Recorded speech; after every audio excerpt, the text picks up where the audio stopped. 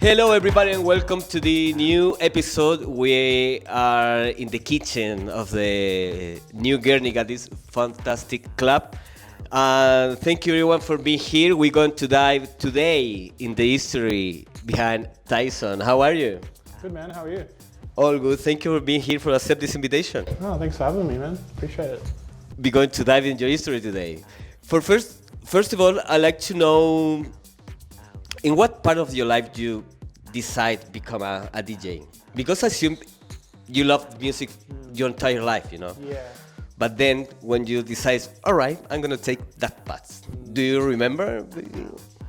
I think like for me, I've been DJing for eight years, but I was making music before that, electronic music, for about 12 to 15 years. And yeah, I was never really interested in DJing at all.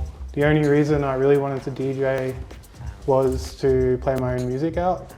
But nice. And I think a lot of my friends were DJs and they got sick of me coming up to them every time they were playing with my USB saying, can you play my tune, can you play my tune? So eventually one of my friends just lent me his decks and said, here, learn and don't bother me ever again. And that's pretty much how I became a DJ. But nice. It's fun. I fell in love with it though. So. Yeah. It's weird how the life shows sometimes the path, you know? Like your friend, come on, go for it. Yeah, because I was annoying him, so he did it, so yeah. That's cool though. Very nice.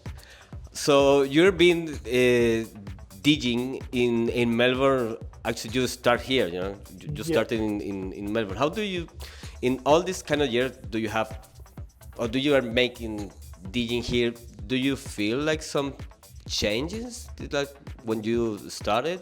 Because everything I think kind of changed, you know, and you are grow up now, you have all the different view, you know, so yeah, for sure. Like, I mean, I guess the main change is just me getting older. And I noticed that, but yeah, I think as far as like Melbourne nightlife, yeah, it's like it changes every few years, and yeah, it's kind of hard to keep up sometimes if you're not out experiencing it all the time, which I'm not. I'm at home a fair bit with doing my job, working, look after my family, and you know, planning events. So I'm not always able to be out, but it's definitely changed, and for the better. I think so. Maybe I think it's club scene not so healthy as like before COVID, but I think there's a lot more interest in electronic music now than it was like 5-10 years ago, for sure.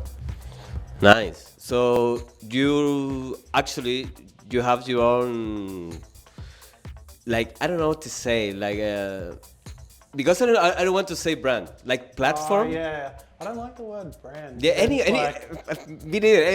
anyone like that, but I use platform. I don't know. Yeah, that's a good. I guess like where I run a record label / events place, but we're predominantly a record label first. Like Bubble. Bubble, yeah. So yeah, me and my friend Bernie, or Top Tracks, we run Bubble here in Melbourne. 6 years? Oh no, 5 years this year. Sorry, it's getting away from me. Nice.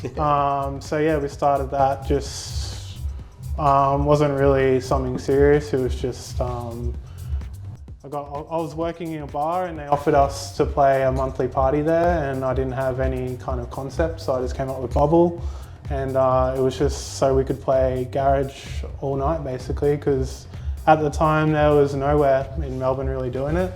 And so it was just me and Bernie, and then it kind of gradually evolved because I guess UKG is really popular now, and we've kind of evolved with that and been able to do the label party and all different kinds of cool things with it. So it's been good. Yeah, nice. And you are being alive actually after COVID, you know, because COVID was awful for everybody. Yeah, really, I felt like noticeable change, especially like in nightlife and the way that things were happening. It's definitely different post-COVID. But yeah, no, it's cool. COVID kind of happened like when we started Bubble, and it really gave us a chance to focus on doing the label rather than doing parties, because there was no parties here in Melbourne. Everywhere was locked down. So yeah, we just got online with it and did the label, did the mixes and everything. And yeah, so that's what we did with that. Yeah, nice. Thank you, COVID. Yes.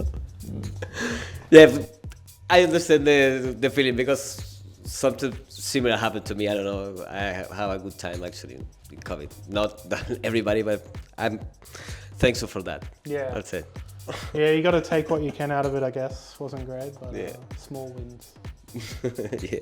Do you have some trick or like path when you make your own music? Obviously, always is different. You know, maybe you start with a kick, with a drum, or with an idea, or maybe with a name. Like you have a long time make music, so maybe now in that part, in this part of your life, like look back, you realize when you realize the music, do you have now like your? As in like my workflow when I make music? This is it. Okay, yeah.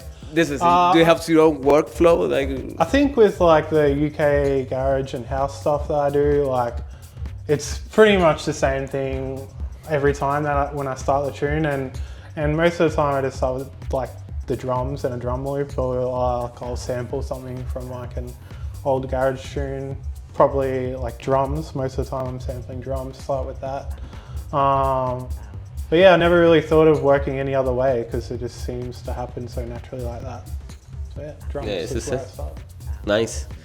Do you have some, like, because you have a lot of experience now, maybe can you tell something for the guys for like to start running like their own gigs in Melbourne? Because now it's like rebuild everything, you know, like 5 years after COVID, so now a lot new people start like running, For make sure, the new history of Yeah. the world. Yeah, I feel like we're kind of like, with Bubble, like we're definitely like the generation before what the kids are doing now, so have a bit more perspective on it all.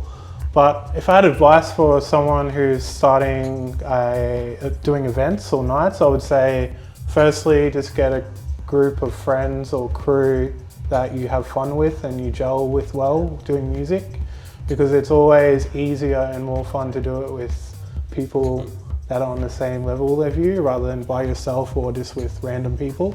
So that would be my first advice: find a crew or a friend that you can do it with, and don't get too stressed out, which I should probably take my own advice, but sometimes it can be stressful running events, not knowing how it's going to go, if you're going to lose a lot of money, stuff like that. So I'd say try not to stress out at first, and just do fun things and have fun. That's the main thing. Nice. This is thanks. Well, Tyson, thank you very much for your time, for being here, for sharing your experience. Yeah, welcome, man. Thank you very much. My pleasure, and thank you very much for all the people who see these interviews and share and put your comments, and see you in the next episode the next time. Bye bye. Thank you very much. Man. That was so chill. Yeah. Bit too chill maybe. Too chill, no?